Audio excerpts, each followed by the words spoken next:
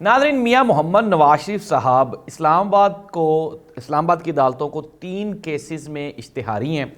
लाहौर की जो Lahore high court है उसमें क्या सूरत हाल है, ये जुलाई 2017 को जब से मियां मोहम्मद नवाज शरीफ साहब की हुकूमत ख़त्म हुई थी तब से लेकर आज तक मियां मोहम्मद नवाज शरीफ साहब पे कितने केसेस हैं। वापसी तो हो रही है, मैं पिछले प्रोग्राम में भी आपको बता चुका हूं कि चैलेंजेस क्या क्या होंगे मियां नवाज शरीफ साहब को, कहां कहां से ज़मानतें करवाना पड़ेंगी और जो सज़ाएं हो चुकी हैं जैसे कि एवन फील्ड रेफरेंस में 10 साल की कैद है, इसके अलावा नैब के रेफरेंसेस भी हैं और तोशा खाना केस भी है।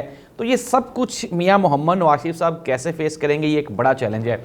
और इसके अलावा और क्या क्या चैलेंजेस हैं वो हम बताएंगे आपको आज के प्रोग्राम में कि क्या मियां मोहम्मद नवाज शरीफ साहब जिन चीज़ों को बहुत आसान समझ रहे हैं क्या वो आसान हैं या मुश्किल हैं। Let's start the programme. अगर हम प्रोग्राम का आगाज़ करें तो हम बात करते हैं 18 जुलाई 2017 की, जबकि आखिरी दिन था मियां मोहम्मद नवाज शरीफ साहब का बहैसियत वज़ीर आज़म पाकिस्तान।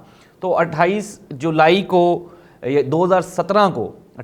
2017 को जब मियां मोहम्मद नवाज शरीफ साहब को पनामा में सज़ा हुई और मियां मोहम्मद नवाज शरीफ साहब नाअहल हो गए, इसके साथ ही नैब रेफरेंसेस दायर किए गए और नैब को हुक्म दिया गया सुप्रीम कोर्ट ऑफ पाकिस्तान की जानिब से कि जी आप मियां मोहम्मद नवाज शरीफ साहब के केसेस को देखें और जस्टिस एजाजुल एहसन साहब को निगरान जज मुकर्रर किया गया। इसके बाद आपके सामने ही था फिर मियां मोहम्मद नवाज शरीफ साहब की ज़िंदगी के नशेबो फराज। और इसके बाद जो बड़ा ड्रॉबैक हुआ वो अगर हम बात करें तो 6 जुलाई 2018 को जब एवन फील्ड रेफरेंस में मियां मोहम्मद नवाज शरीफ साहब को 10 साल, मरियम नवाज साहिबा को 7 साल और और कैप्टन सफदर साहब को 1 साल की सज़ा सुनाई गई। उसके बाद फिर आपके सामने है कि मियां नवाज शरीफ साहब और मरियम नवाज साहिबा का जेल जाना और फिर ये स्टोरीज़ जो हैं ये चलती रहीं। और अगर हम बात करें इसमें समटाइम्स नशेबो फराद आते रहे, मियां साहब की सज़ाएं मुअत्तल भी होती रहीं, मियां साहब को बहुत सारा रिलीफ भी मिलता रहा, इवन के नैब references attorney general, deputy attorney general पेश नहीं होते थे और मियां साहब को आप ये कह लें कि बैकडोर से जो स्ट्रेंथन करने की कोशिशें थीं ये तब से जारी थीं।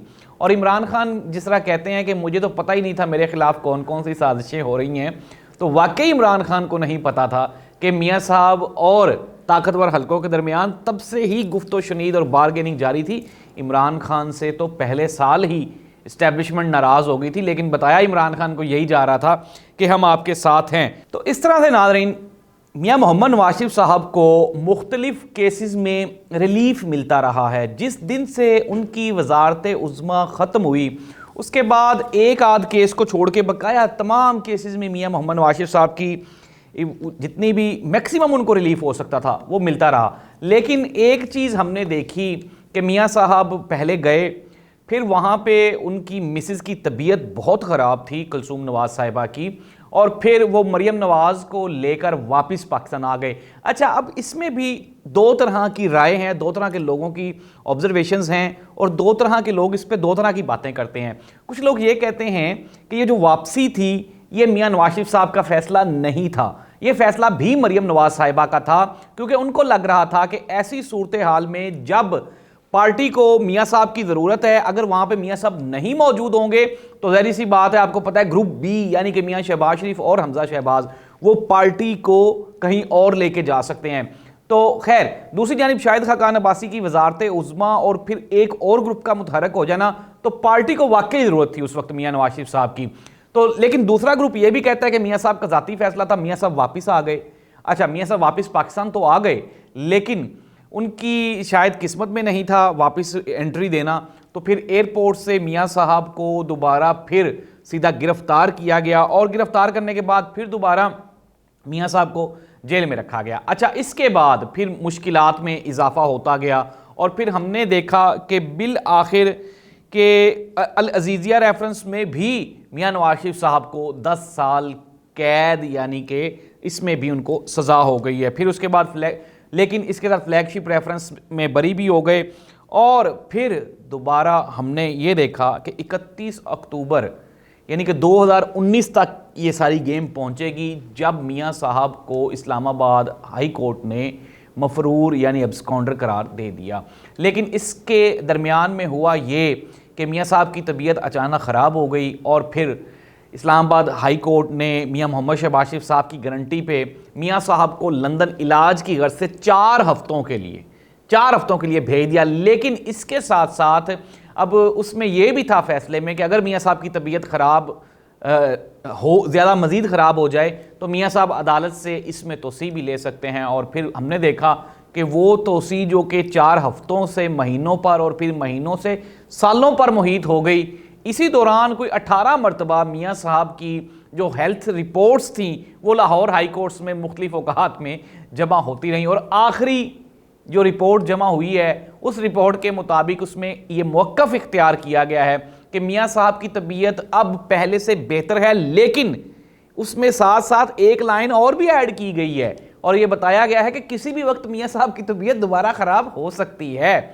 तो ये मियां साहब ने अपने लिए ओपन ऑप्शन रखी। खैर नाज़रीन, अगर हम प्रोग्राम को मुख्तसर करें तो ये है कि मियां साहब इस्लामाबाद हाई कोर्ट को 3 केसेस में मतलूब हैं और अब प्लानिंग ये की जा रही है कि मियां साहब की हिफाजती ज़मानत मंजूर करवाई जाएगी, जिसके बाद ये चांसेस हैं कि मियां साहब को एयरपोर्ट से गिरफ्तार नहीं किया जाएगा। लेकिन नाज़रीन, ये तो मान लिया कि मामला ठीक है, तय हो गए हैं। अगर हम देखें इमरान खान के केसेस को तो इमरान खान के ऊपर कोई भी केस नहीं है। एक तोशा खाना और एक अलकादर ट्रस्ट का केस है और दूसरा अभी हम साइफर का सुन रहे हैं। अगर हम मुआवजा कर लें मियां साहब के ऊपर billion of rupees corruption cases, फिर उसके बाद मियां साहब का अदालतों से मफरूर होना और दूसरी जानिब इमरान खान का डटे रहना और खड़े रहना, ये सबसे बड़ा मसला है जो मियां मोहम्मद नवाज शरीफ साहब को फेस करना होगा। आप इदारों के साथ, आप मुख्तलिफ ताकतवर हलकों के साथ तो MOU कर लेंगे, उनके साथ तो गुफ्तो शुनीद हो जाएगी, लेकिन आम लोग ये पूछना चाहते हैं कि मियां साहब आप 7 साल कहाँ थे, आप पाकिस्तान क्यों नहीं आए, आपकी पार्टी को आपकी ज़रूरत थी। तो ये वो सवालात हैं जिसके जवाबात आपने अवाम को देने हैं और ये सवालात आपकी इलेक्शन कैंपेन हो या वजारत उज़्मा का दोबारा हलफ उठाना हो, इन सब में आपके राह की सबसे बड़ी रुकावट होंगे। नाज़रीन, एक और मोहतात हमारे ज़राए उसकी ये रिपोर्ट्स हैं कि मियां साहब का प्लान ये है कि मियां साहब आएँ, वजारत उज़्मा का हल्फ उठाएं और फिर उसके बाद मरियम नवाज साहिबा को नॉमिनेट कर दें अपनी वजारत उज़्मा पे। ये वैसे तो बिल्कुल ऐसे ही है कि वो जैसे ना पहाड़ और गुलहरी की हम एक नज़म सुनते थे, तो बिल्कुल ऐसे ही लग रहा है। लेकिन नाज़रीन, चूँकि पाकिस्तान में कुछ भी इम्पॉसिबल नहीं है, तो आप अपना ज़हन बना के रखें। अगर आपने नून लीग को वोट करना है तो you will have prepare your self कि आप मरियम नवाज साहिबा को वज़ीर आज़म पाकिस्तान की कुर्सी पे बिठा रहे हैं। और अगर आपको ये एक्सेप्टेबल है तो वेल एंड गुड, आप जाएं और शेर के निशान पे ठप्पा लगाएं और मियां साहब को वजारत उज़्मा पे के मनसब पे बिठा। लेकिन मैं पहले भी कह चुका हूं, अब भी कह रहा हूं कि वोट से इस मरतबा नून लीग का इक़्तिदार हासिल करना ये जुए शीर लाना के बराबर है। उसकी वजह यह है कि पंजाब के अलावा कहीं पे पोजीशन ही नहीं है। हाँ, अलबत्ता ये ज़रूर हो सकता है कि वो कोलैबोरेटिव सी गवर्नमेंट बनेगी उस तरह से कमज़ोर और फिर 14-15 जमातों का अलाइंस, उसमें फिर मरियम नवाज साहिबा का वज़ीर आज़म बनना मुश्किल ही नहीं, नामुमकिन दिखाई देगा।